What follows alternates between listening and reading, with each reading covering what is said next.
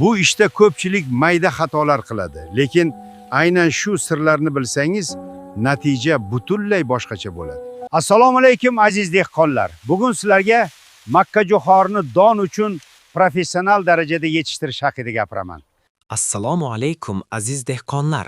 Bugun sizlarga makkajo'xorini don uchun professional darajada yetishtirish bo'yicha eng muhim sirlarni aytaman. Agar oxirigacha ko'rsangiz, hosilingiz kamida 20-30% oshadi. Birinchi qism yerni tayyorlash. Makkajo'xori kuchli ildizga ega, shuning uchun chuqur va unumdor tuproq talab qiladi.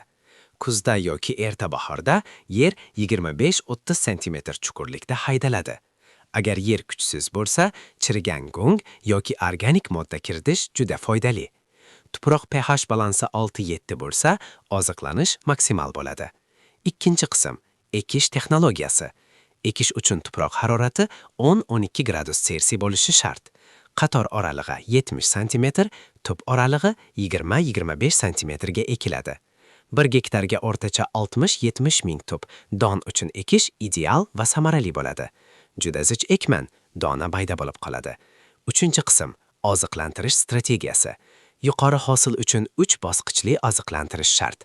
Birinchi, ekish oldidan fosfor berishingiz zarur. Bu ildiz va boshlang'ich rivojlanishda eng zaruriy ozuqa hisoblanadi. Ikkinchi, 5-7 saf chiqargandan so'ng azot bersangiz, o'sishi va bo'yi jadallashadi. Uchinchi, gullashdan oldin kaliy va mikroelementlar berishni tavsiya etamiz. To'rtinchi qism don to'lishi uchun zarurdir. Makkajo'xori suvni yaxshi ko'radi. Bu usul kuyish xavfini kamaytiradi va 6-8 barq o'g'itni chiqargandan samarasini so'ng oshiradi. suvni ayamang. Gullash oldidan ham sug'oring. Don to'lish davrida ham bersangiz, a'lo natija ko'rasiz. Gullash paytida suv yetishmasa, hosil 40% gacha kamayadi. 5-qism kasallik va zararkunandalar. Asosiy xavf tunlam, shiralar, zamburug'li kasalliklardir.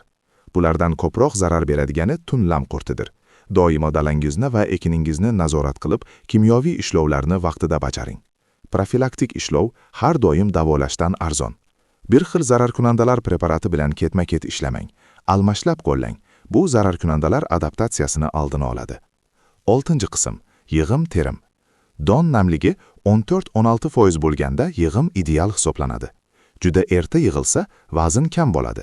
Kechiksa, yo'g'otish ko'payadi. Shuning uchun to'g'ri vaqtda hosilni yig'ib oling. Xulosa qilib aytganda, to'g'ri ekish, vaqtida oziqlantirish va sug'orish yuqori hosil kaliti. Agar sizga foydali bo'lsa, like bosing, obuna bo'ling va savollaringizni izohda qoldiring.